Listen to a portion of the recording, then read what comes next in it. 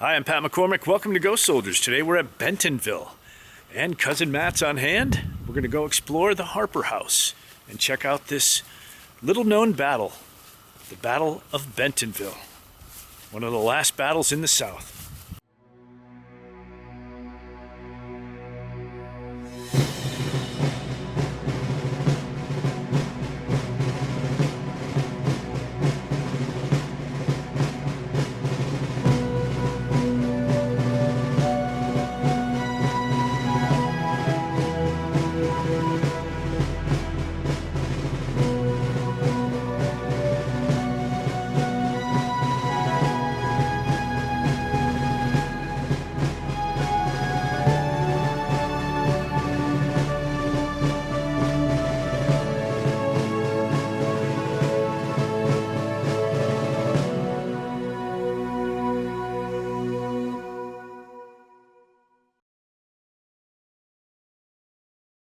Moves south from the hamlet of Bentonville to Cole's Plantation and takes position blocking the Goldsboro Road. By 10 a.m., General William Carlin's Federals push back the Southern Cavalry force, screening Hoke's deployment. Reaching the Cole House, the Federals receive heavy fire and are forced to scramble for cover. Carlin deploys to clear the road as the Army of Tennessee moves into striking position. At noon, Carlin launches a probing attack on the Confederate line. The Federals are repulsed with heavy casualties, and General James Morgan's division soon joins on Carlin's right. Bragg pleads for reinforcements following Carlin's assault, prompting Confederate Commander Joseph Johnston to send McLaws' division to Bragg's assistance. On the Cole Farm, General William Hardee extends the Confederate striking force to the right to outflank the thin Union battle line. Carlin's troops are poorly deployed, and disaster looms for the unsuspecting Federals. At 2:45 p.m., Hardee launches a full-scale attack, bearing down on the outnumbered Federals like an avalanche. The attack drives Carlin's division back in defeat to the Morris Farm. The right half of Carlin's line also caves in south of the Goldsboro Road, and the surging Confederates capture 3 artillery pieces. On the Morris Farm, 2 20th Corps regiments try in vain to rally their stampeding comrades. Carlin's division is finished for the day as an effective fighting force. The Federals struggle to keep a front toward the enemy along Morgan's line as Carlin's fugitives are driven into their ranks. The beleaguered Federals form a sharp-angled salient to the north in an effort to fend off the attackers. As the victorious rebels descend upon the road, General Benjamin Fearing's brigade is rushed to the left to stem the tide. Fearing's men collide with D.H. Hill's corps, but are quickly overwhelmed. Fearing's line crumbles and falls back in disorder. By 3:45, McLaws' troops are en route to the Cole Farm to assist Hardee. Their absence from Hardee's striking force proves a costly tactical blunder.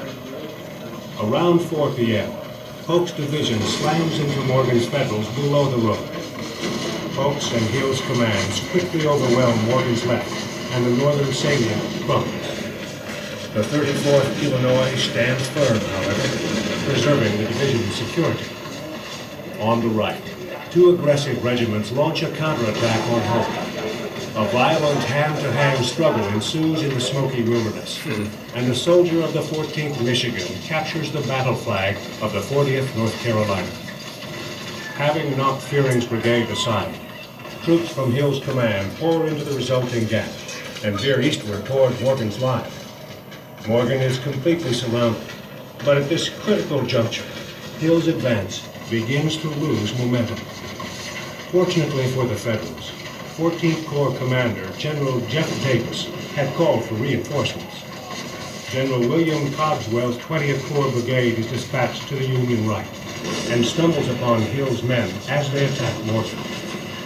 To meet Hill's threat, Morgan's troops, having repulsed Hoke, are forced to jump to the opposite side of their breastworks. The 60th Illinois and 14th Michigan mount a bold countercharge as Cogswell moves up from the west. With these decisive maneuvers, all hope of Confederate success below the road evaporates. Morgan's line holds, despite attacks from 3 sides. On Morgan's left, Cogswell becomes sharply engaged with elements of the Army of Tennessee and McLaw's division. This extended action lasts until well after dark in the burning pine woods south of the Goldsboro Road. By 4:30, the desperate fight for the Morris farm is underway as the Federals struggle to hold their line. General William Tolliver's division surges ahead for a series of costly attacks from the 20th Corps. As Tolliver attacks, the 143rd New York emerges to join on General James Robinson's left. A timely maneuver as one charge comes within 30 yards of Robinson's position. The line wavers and begins to break. The Confederates reach their high water mark as they threaten to punch a hole in the thinly protected line. At this crisis, Lieutenant Colonel Hezekiah Watkins bullies the Federals back into line. Tolliver's Greenhorns, with General William Bates' veterans, are punished severely by massed artillery and infantry fire. The last attack occurs at sundown, and the Federal line on the Moore's farm holds. Though McLaws is able to send 3 brigades to the front by nightfall, it is too late. Between 9 p.m. and midnight, Johnston pulls his battle-weary troops back to their original positions. Lacking sufficient numbers for a decisive victory, the Confederates fail to carry the day, and the battle ends in a tactical draw.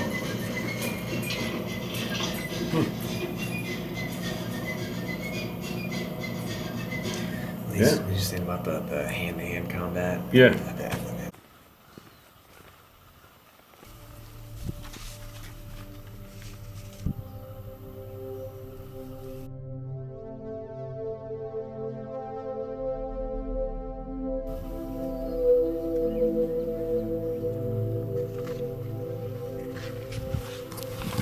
The Harper House, which we are approaching, was built in 1854 and, of course, used as a Civil War hospital after the battle. We're going to go check it out.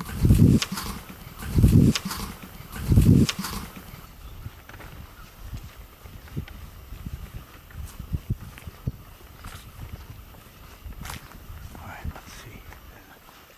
That's south. That's south that way.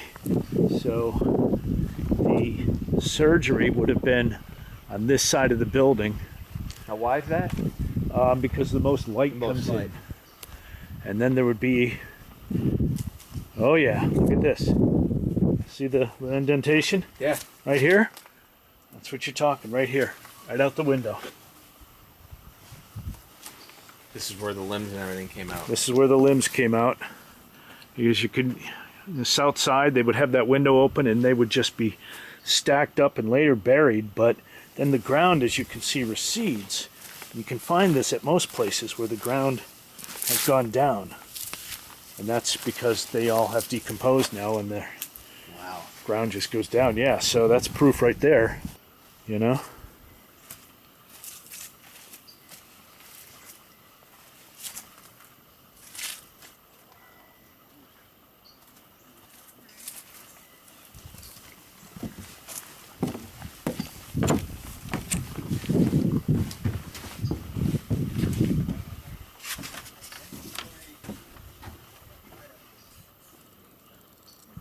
They usually set up one of these at a battle or something, like just grab the nearest house. Yeah, whatever house. Every house around Gettysburg was used after that one. Yeah. Any structure at all, but usually like any close house, and the officers would be brought inside, and the enlisted guys would have to stay outside.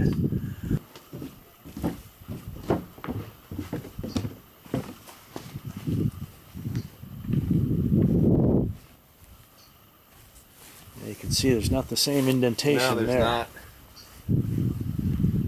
There's probably just people littered out here. Just... Oh yeah. All these grounds would be covered, like you said, around the tree right there. Yeah. Like, yeah, that's the tree that I envisioned, just Yeah. guys leaning up against. Absolutely. Absolutely. They'd be leaning all over that. You know?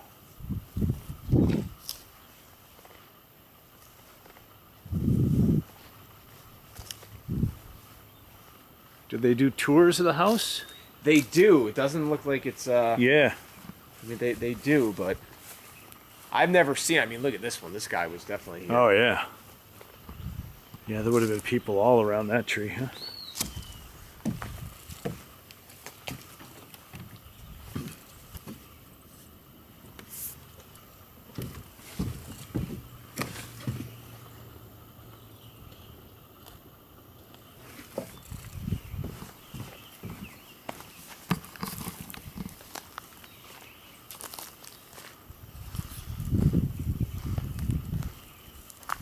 You know, just like wedging their back in here, just kind of leaning up against, and Absolutely.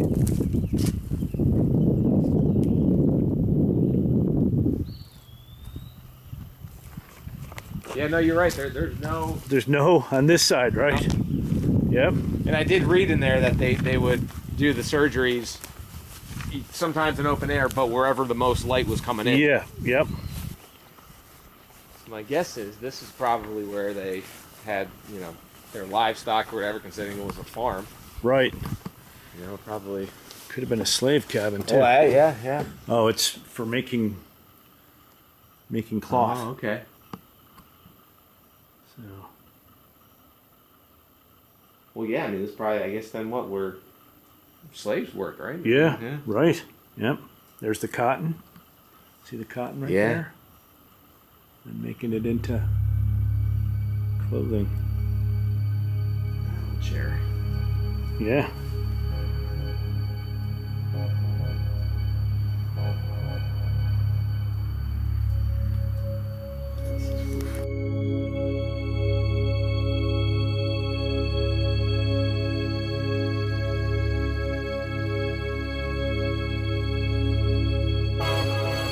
Bentonville Battlefield, April 27th, 2019.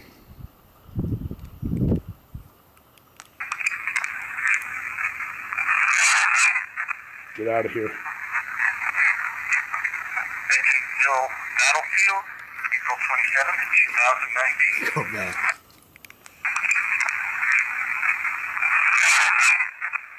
Get out of here. Bentonville Battlefield. Okay, we'll leave you alone. No problem. Well, they're here. Oh yeah.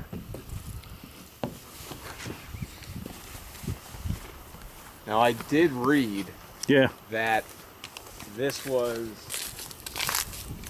where Sherman. I think this is where Sherman's camp was, Yeah. or at least where he first. Because here, I've never seen it here. Yeah, I'd say.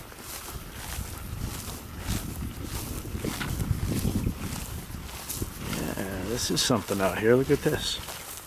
Oh, battery drain. Wow.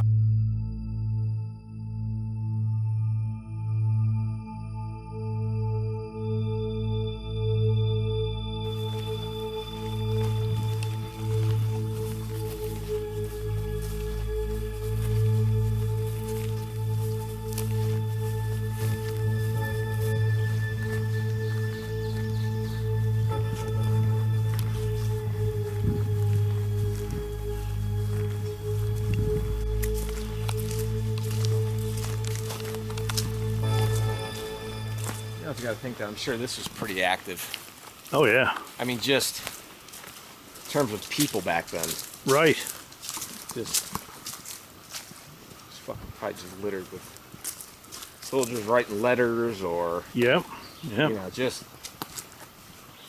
hanging out.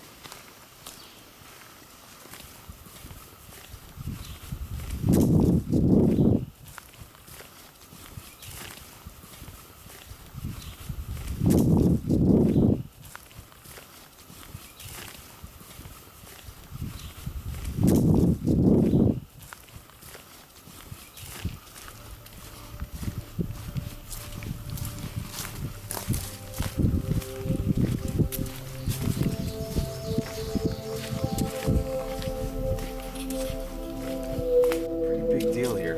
Just Michigan engineers. Let's see.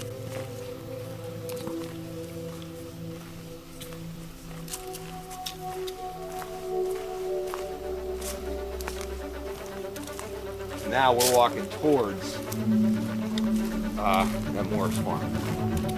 Okay.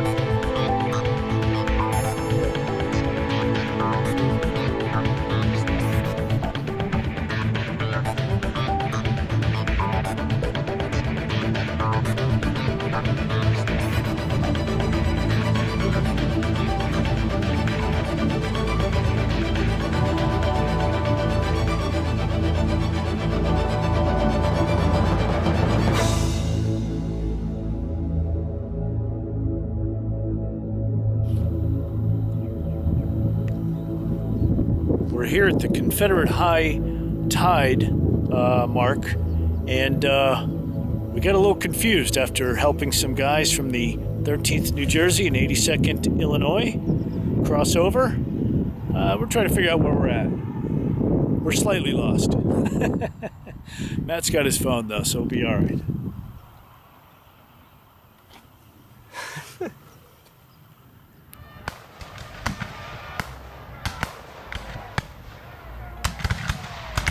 Yeah, so straight ahead of us was where we were with those guys back there. I think we can down here.